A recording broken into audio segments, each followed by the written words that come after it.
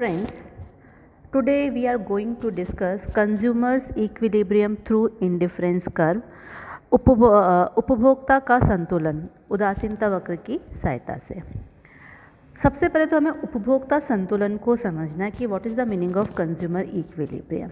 तो when consumer gets maximum satisfaction from his expenditure he is said to be in equilibrium.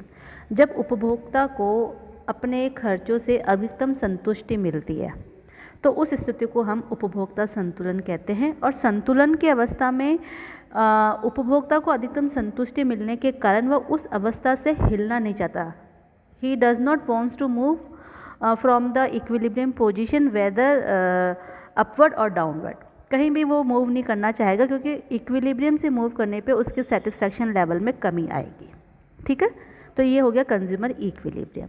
Now with the indifference curve, how we can calculate where will be consumer at equilibrium point? तो उसके लिए 3 conditions होती है। सबसे पहली बात तो हमें कंज्यूमर इक्विलिब्रियम को इंडिफरेंस कर्व की हेल्प से समझने के लिए 2 चीज़ें चाहिए, एक तो इंडिफरेंस कर्व और एक बजट लाइन या प्राइस लाइन। ठीक है, अब उसमें कंडीशन क्या है?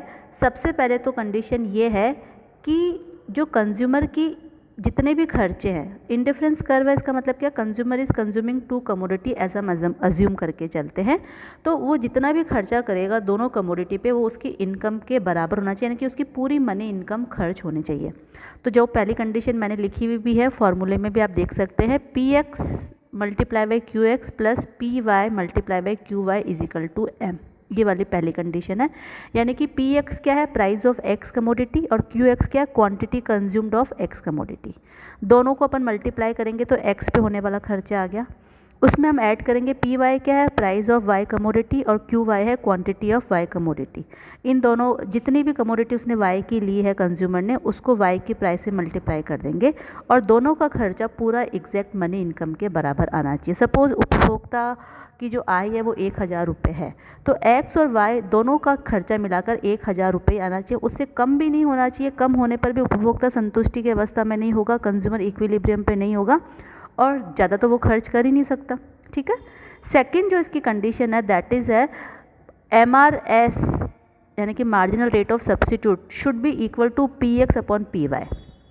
MRS क्या है? स्लोप ऑफ इंडिफरेंस कर्व, और P X upon P Y क्या है? Slope of price line. दोनों बराबर होना चाहिए। इसका मतलब क्या है?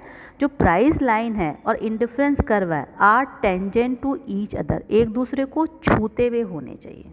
ठीक है, और थर्ड कंडीशन है MRS कंटिन्यूसली फॉल्स, यानी कि मार्जिनल रेट ऑफ सब्स्टिट्यूट जो है, सीमांत प्रतिस्थापन दर जो है, वह गिरती भी होनी चाहिए। जहाँ ये तीनों कंडीशन सेटिस्फाइड हो जाएगी वहाँ कंज्यूमर इक्विलिब्रियम पर होगा। अब इसको हम ग्राफ से समझेंगे कि कंज्यूमर इक्विलिब्रियम इन तीनों कंडीशन में कहाँ पर है। तो देखिए यहाँ पर ये इंडिफरेंस कर्व एनालिसिस का डायग्राम है। ओ एक्स एक्सिस पे हमने एक्स क्वांटिटी कंज्यूम लिखी है, एक्स कमोडिटी कंज्यूम कर रहा है, और ओ वाई एक्सिस पे consumer is consuming commodity Y. ये बी और ए पॉइंट जो है, ये वाला पॉइंट जो है, ये है बजट लाइन का। ठीक है, और यहाँ पे 3 इंडिफरेंस कर्व है, IC1, IC2 और IC3।